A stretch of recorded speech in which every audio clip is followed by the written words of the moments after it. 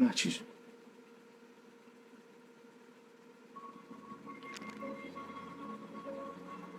What's that? Letter with my name on it.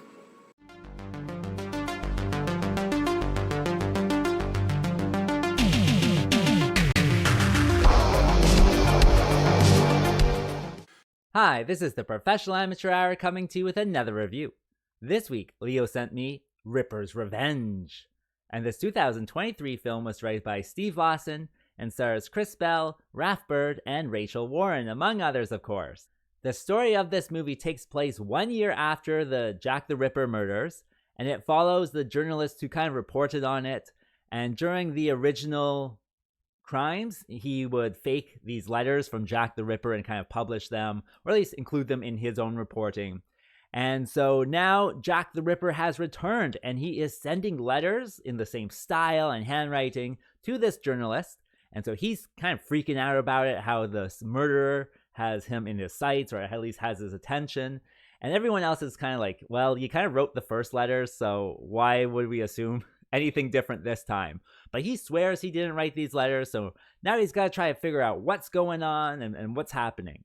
What will happen, though? Well, for that, you gotta watch the movie and find out. Alright, so let's discuss this film. Well, I gotta say, when I first pressed play, I was kind of skeptical about it.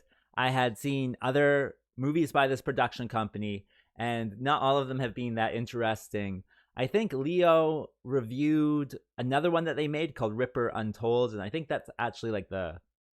No, I don't want to say prequel, I think this is the sequel to that movie. I think Leo actually liked that one as well.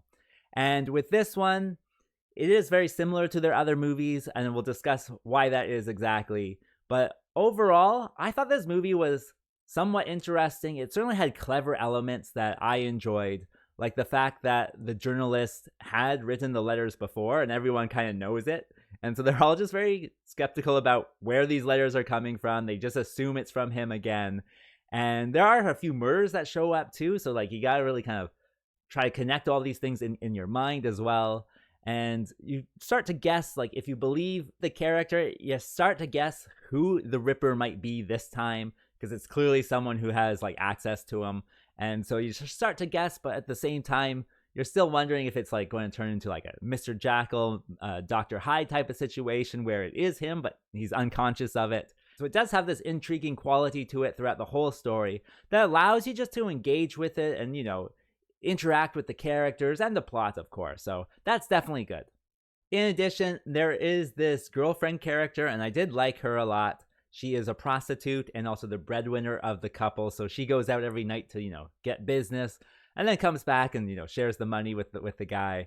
And then, of course, she describes how she got the money and things like that, and that makes the guy uncomfortable. And I don't know, it's all lots of kind of fun tension between the two different characters. And the other thing she says, like, she's still skeptical about, you know, who the killer is as well. So yeah, her character really does get you into the movie because she's just so charming. I don't know what it is about her. I really did get attached to her. I would say probably by the halfway mark in this movie, I was really kind of into it, really wanted to see how it all worked out. So there is certain things in this that will just kind of suck you in, whether you realize it or not.